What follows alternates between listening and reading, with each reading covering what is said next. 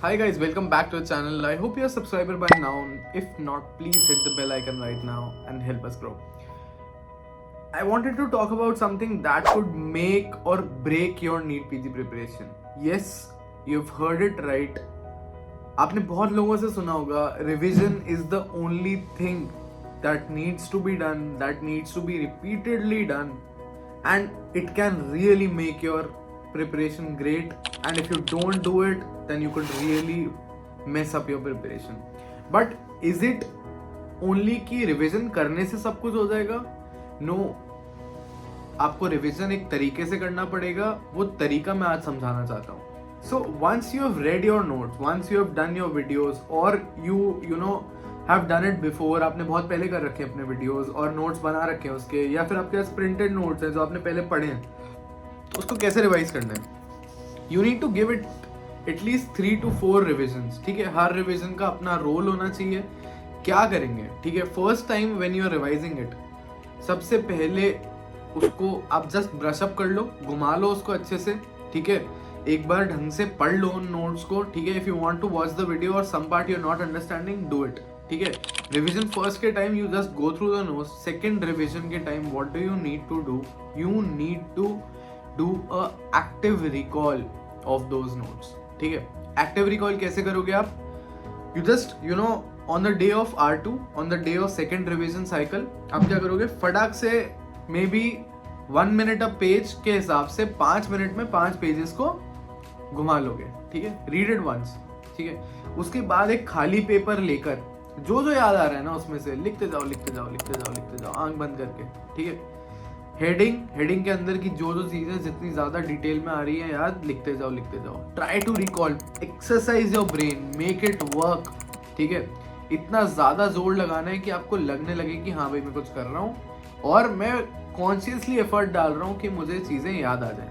ठीक है, उसके बाद go to the notes and see what you have missed. उसमें वो पॉइंट इंक्लूड कर दो and this has to be done in a very concise manner. Just the heading pointer लिखना है आपको.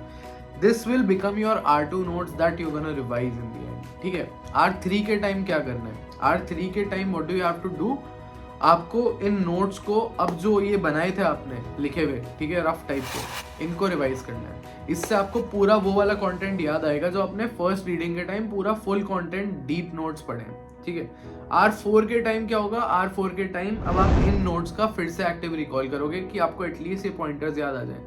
Just go through it once, try to recall the whole content, close the notebook, try to recall the whole content. ये 3 से 4 revision की cycles, if you can do it, each revision having a different role and objective role define करके, spaced revision, active recall के through is the right way to go forward. And please believe me कि you need to focus on the concepts, वरना essentially you are revising your mistakes. ठीक है, अगर आपको कुछ समझ में नहीं आ रहा है, ट्राई टू अंडरस्टैंड इट, चाहे वो वीडियो से हो, चाहे वो रिपीटेड रीडिंग से हो, चाहे वो MCQ सॉल्विंग से हो.